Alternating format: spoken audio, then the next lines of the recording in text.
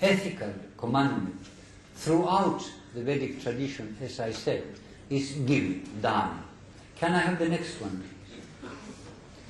So in the Rig Veda, in the 10th mandala, there is a whole hymn devoted to dakshina, generosity. Brihadaranyaka Upanishad says in a particular passage where demons, humans and gods go to Prajapati to be taught as to how to behave. The human beings are told, datta, give, give, give. Manusmriti talks about the 4 yugas and gives for each yuga one particular virtue, and it says, Danam ekam kalau yuge. Only generosity, only giving should be held in the Kali Yuga. Bhagavad Gita also give, give, give in the 8th book, in the 16th book, everywhere. Can we go on, please? Now this is the cycle of the 4 yugas. This is the Mahayuga. In the Krita or Sad Yuga, the virtue is tapas. That means meditation and union with the Absolute. In the Treta Yuga, jnana, knowledge of Rita. In the Dwapara Yuga is yajna or yagya as you call it, sanctification through sacrifice, and the Kali Yuga, dana. Now there is deterioration. Human beings lose their powers, they lose their memory, they lose their connection with the Absolute and their own true self. In our own age, these ancient teachings have been pushed aside. And this has 2 powerful global effects. One is the degradation and weakening of man's own spiritual, natural abilities, and the other is the plundering and the denudation of the planet's natural resources, resulting in deadly environmental pollution, which threatens to drown us all and poison us all. I shall take as an example what's happening to the Ganges. Can I have the next one, please? The depletion and pollution of the Ganges water. Now, first and foremost, because of what's happening globally, this hothouse effect, as they call it, this phenomenon, the Himalaya glaciers are diminishing. They are melting down, and therefore the water is depleted. But that's not all. There has been the Teri Dam, which was built up in the north, and absorbs much of the water from tributaries that used to flow into the Ganges and kept the Ganges full. Then there are increasing canals for supplying agricultural needs, and even more big cities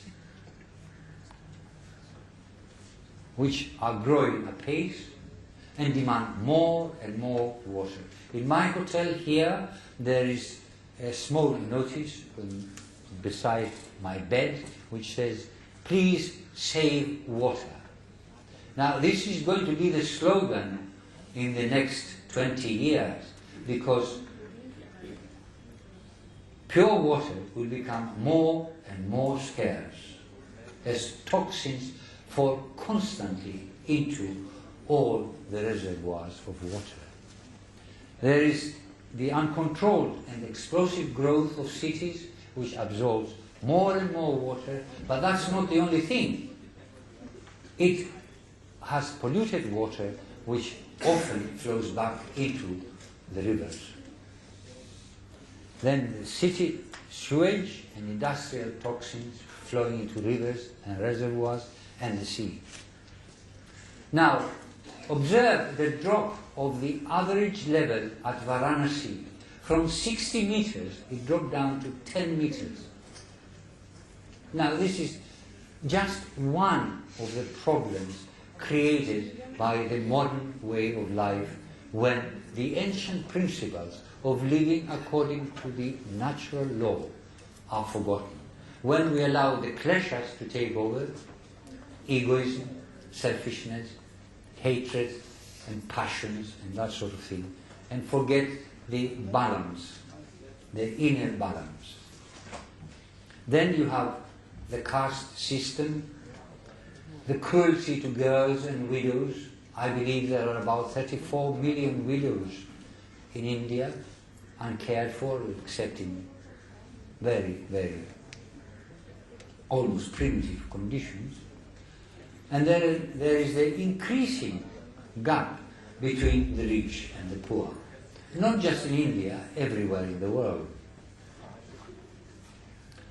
There is more production, the shops are full of goods everywhere you look, and yet there are people dying of starvation, of thirst, everywhere in the world. Homeless people.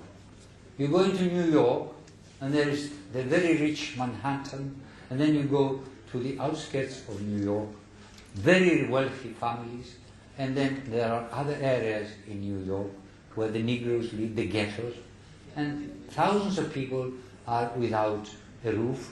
They live in cardboard boxes, just like your people here in the streets, in the pavements. But this is New York, which is the center of the wealth of the world. Next one, please. So that's just one problem. Now look at another problem. Studies in 2002 show from statistics that in Germany, youngsters could, before 1970, distinguish between 350 colors and 300,000 different shades of sound.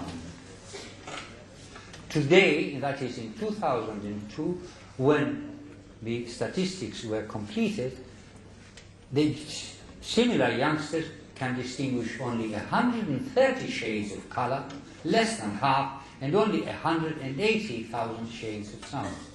That's a tremendous drop, don't you think?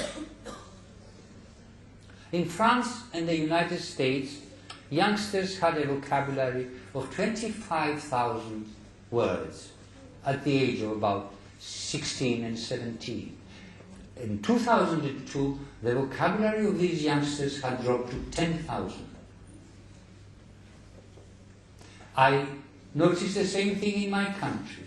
When we were young, we had an enormous vocabulary of the Greek language, but today youngsters don't know half the words we used to know. We could do arithmetical subtractions, multiplications, divisions in our mind. Today they can't do that. They have little computers, they figure it out, and that's how they get their results. Now this is fine. Technical progress is very fine. It's very nice to have this and be able to talk to you. It's very nice to have these instruments and have these diagrams on the screen. It's all very nice. But if you become dependent on that, then you lose your own innate powers. And this is what's happening right across the globe. So, what will happen? What in fact is happening is machines are getting stronger and human beings become weaker. Machines progress and human beings regress. So what are we going to do about it? Well, I'm old now, I'm 73, I've lived my life, wasted most of my youth, but anyway, I won't live to see what's going to happen in the next 20 years. But really, if we want to return to our own innate powers, we have to return and reapply in our lives what Patanjali prescribed. Please. These 5 yamas, if we could bring them into our life, I'm sure our life will be transformed. And let's not forget that this will have a much wider effect. Next one, please. We must have respect for our environment. We must learn to live with our nature around us and not try to control and be masters of nature. We shall never be masters of nature. Nature is much bigger than we are. Yes, we can send spaceships into outer space, but spaceships don't last forever. They'll dissolve one day. Nature cannot be beaten.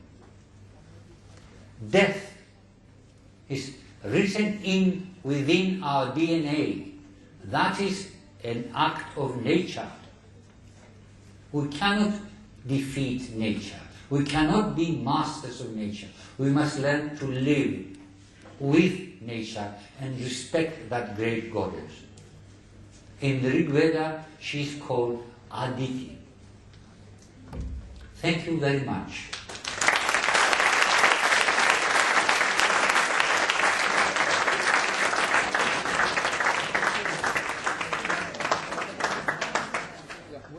What is your take on the 4 yugas and the Rig Veda being present long before around even 20,000, 30,000 years ago? What is your take on that? It was present. The Rig Veda cannot go 30 years back because it has got smelting of metal. There was no smelting of metal before 5000 BCE. So if it mentions smelting of metal, that means that at least those hymns that mention smelting of metal, and there are several of them, must have been written after 5000. Because before 5000, they have not discovered yet anywhere in the world any smelting of metal. Now, as far as the 4 yugas are concerned, as you know, the astronomical tradition of the Vedic tradition speaks of Kali Yuga starting around 3102 BCE. Rig Veda is before the beginning of Kali Yuga. It's in the 5th millennium. Some hymns are there, some are, because not all hymns of the Rig Veda were written at the same time or in the same region. There are dialectal differences, and there are certain differences in time. It is obvious because they speak about Purvya rishis, earlier rishis, middle rishis, and Nutanai, new rishis. Is that all right? Okay. Anybody else? There are 2 civilizations called Aryan and the Dravidian civilization in India. Aryan? Aryan and the Dravidian civilization. But the truth is, it was a civilization that was existing. And as far as I know, it was Mr. Alan Bancroft from the British who started these 2 civilizations and tried to grab the minds of the people here. What's your take on that? My take on that. Okay, I'll give my take on that. I don't know much about the Dravidian civilization and culture. I don't know any Dravidian languages at all. In fact, as I walk about and I see all these beautiful letterings, I wish I knew that, how to be able to read it. I deal with Sanskrit. I learned Sanskrit, and then from there I branched out into Indo-European studies. Dravidian, as far as I know, the little that I know, and from what I have read in my studies, Dravidian is not an Indo-European language. It has perhaps a very, very distant relationship with a few words that are the same, perhaps. There is obviously give and take between Sanskrit and Dravidian languages. Some Dravidian words are in Sanskrit, some Sanskrit words are in Dravidian. But you're quite right. Originally, there wasn't any problem. People lived very, very happily. But I don't know if the British politicized the issue, but anyway, the issue has been politicized, And there is a lot of conflict now, which I think is totally unnecessary. It's totally unnecessary for one very simple reason. I mean, down here you worship the same gods, don't you? Vishnu and Shiva, and Saraswati and Lakshmi, or do you worship different gods? They are the same gods, no? So where is the problem? I mean, these gods are Vedic gods. Well, perhaps Lakshmi is a little bit later, but Saraswati is in the Veda, Vishnu is in the Veda, Indra is in the Veda. So I can't understand why this issue has been politicized to such a violent degree. I mean, I'm a foreigner. I've never sort of indulged in politics, except in my youth. I was a communist, yes, but I gave it up when I became a little bit more serious. And I think it's a very sad situation, and it should not have taken place. And I think that all sensible people, like you, I hope, will work towards the expulsion of this particular aspect in your lives. That's all I can say. Anything else? Please.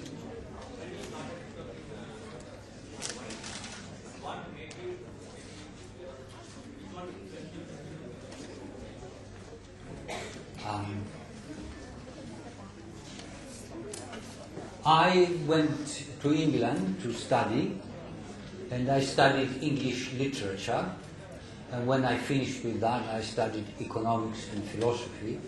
I also married, unfortunately.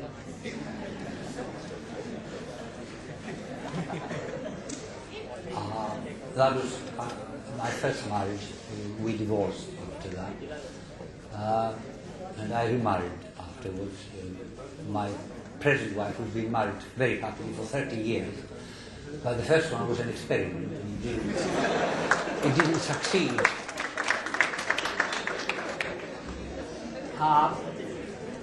While I was studying philosophy, I had to read the Upanishads as part of the curriculum for Eastern philosophy.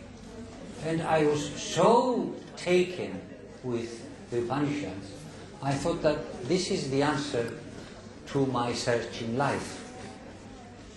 And, many other people have been influenced in the same way before me. I didn't know that, but I was very enthusiastic, so I thought that reading one translation, it said one thing. Then I read another translation, it said something different. A third translation said something different still. So I thought the only reason to find out what they really say is to learn Sanskrit and find out what the Upanishads actually say. So I went to the School of Oriental and African Studies.